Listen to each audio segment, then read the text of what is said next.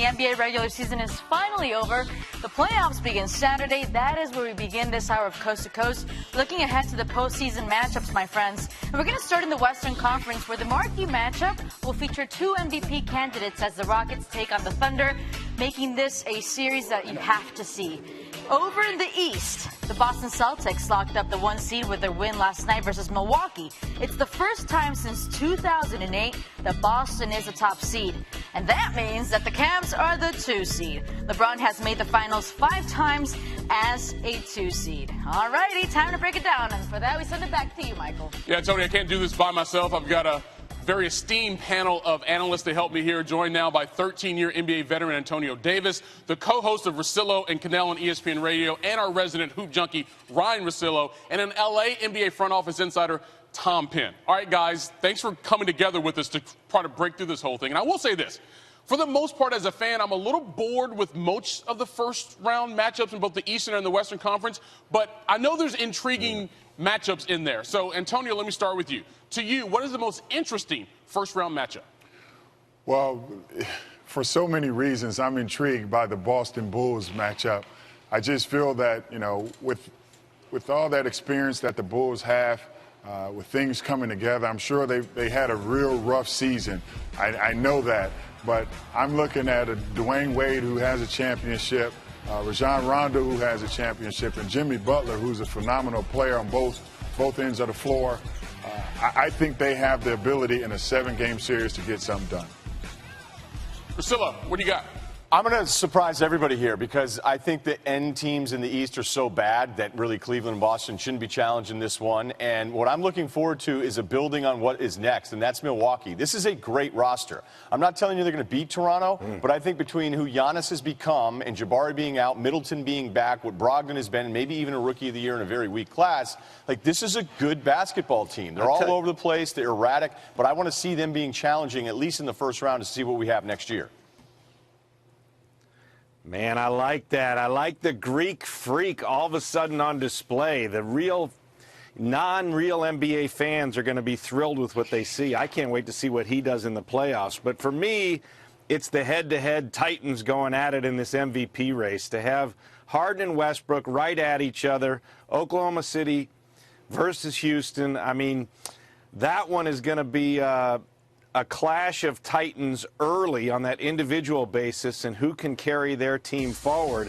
Obviously, Houston's majorly favored, but these two guys have just had such spectacular regular seasons, and the fact that they match up early in this playoff round is really exciting to me, so I'll take that one. All right, so let me ask you this, guys, because we've been penciling in LeBron James and whoever he plays for in the NBA Finals for the last several years, but they didn't exactly finish the season as a defending champion should in terms of the Cavs. So, Russillo, let me start with you. Which Eastern Conference team has the best chance to knock off the Cavs before they get to the finals?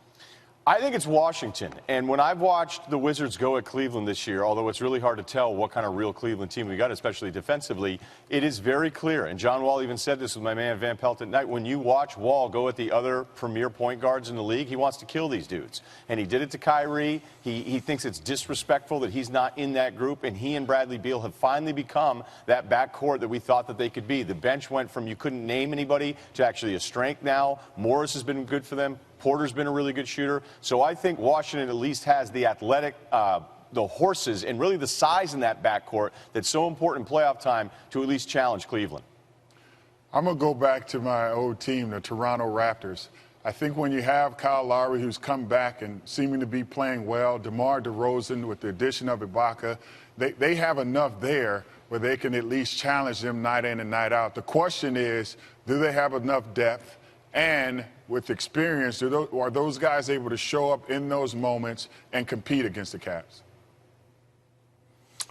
It's interesting. I'll go a different direction with Boston. I see Boston as being a little bit vulnerable as the #1 seed, but if they get through, here's what you need is a finisher.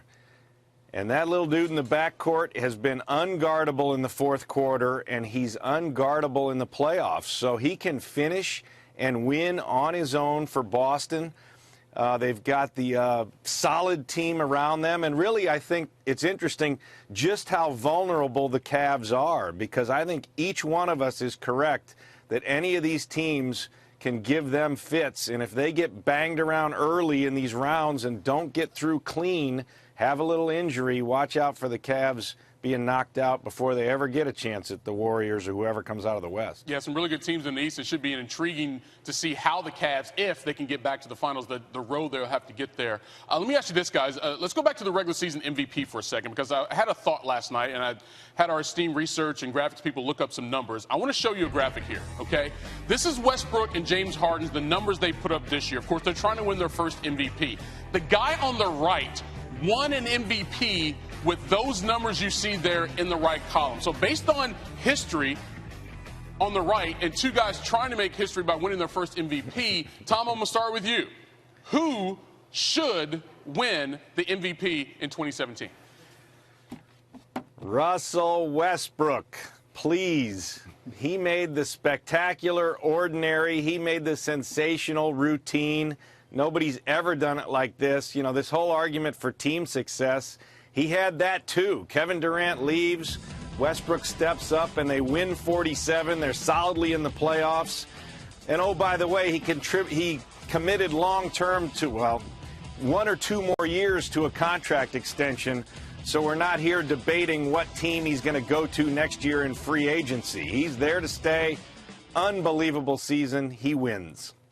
I agree with Tom. I'm not going because of the commitment there on this. I just think that it's okay at times, even though the field is awesome, and I wouldn't yell at anyone for going for James, Harden, or Kawhi with their vote. But I think sometimes it is kind of cool to be a little old-fashioned and sit back and acknowledge what we just saw we never thought we'd ever see again. And yes, the team is not great. I understand that they're not a 60-win team, but you had Harden and the Rockets arguing about wins when it's like, wait a minute, you guys are the 3 seed, so your wins count versus Westbrook, but Kawhi's don't count against you. So no vote necessarily is a wrong vote here, but I think it's something special that we saw, and for 1 year, Westbrook was the most impressive. For most of the time, I said Harden. You know, I watched him play. You know, having a new coach, being in a new position, all the things that he was doing for a team. There was one head-to-head game against OKC where they came down and Westbrook took a shot and missed. Harden went down, made a great play, and they end up winning the game. So I said that to me, that's value to me, and I think this guy should win. But as Russ continuously to come out each and every night and show me something different, show me his heart and his passion, and then end up breaking the triple-double record, I don't know what else to say. Hands down, I think it's Russell Westbrook. All right, so you guys are in agreement it should be Russell Westbrook. Let's go back to that graphic we showed. Do you guys know who the guy on the right is? Anyone know who that is? Michael Jordan. That was 1987-88, the first year he won MVP. By the way, the Bulls won 50 games that year. They were the 2nd seed in the East behind the Pistons, but Jordan did lead the league in points and steals that year. So very good company there for Westbrook and Harden, but likely only one of them can win the MVP. Antonio, Tom, Ryan, appreciate the time, guys. Good insight.